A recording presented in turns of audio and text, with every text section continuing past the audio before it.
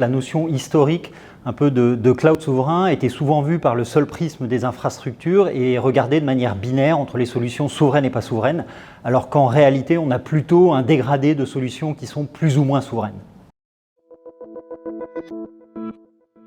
La souveraineté numérique, en fait, ce n'est pas une notion universelle. Il n'existe pas de solution qui permet de répondre à tous les enjeux de souveraineté parce qu'en fait, ils dépendent vraiment du contexte particulier des clients. Et c'est pour ça que les solutions de souveraineté, elles sont adaptées au contexte du client. On constate aujourd'hui à peu près 5 grandes familles de critères de souveraineté qui importent pour les entreprises. On a le critère de la localisation des données, bien entendu, des législations applicables, de la manière dont on opère et dont on sécurise les systèmes, la manière dont on arrive à utiliser des socles technologiques tiers et également à les sécuriser, et puis tous les engagements contractuels et les mesures de conformité ou d'auditabilité qui peuvent être mises en place.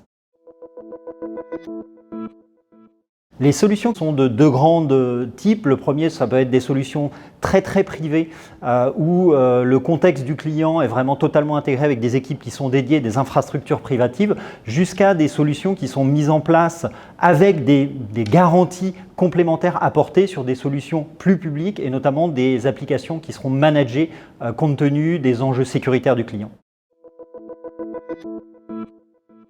Elles viendront vraisemblablement de l'hybridation entre des solutions qui vont être plus souveraines et moins souveraines et qui vont permettre de tirer le meilleur profit des innovations numériques venant de solutions potentiellement moins souveraines et des garanties apportées par les éléments plus souverains. Et c'est typiquement ce qu'on cherche à faire dans le cadre de l'écosystème Gaia-X au niveau européen.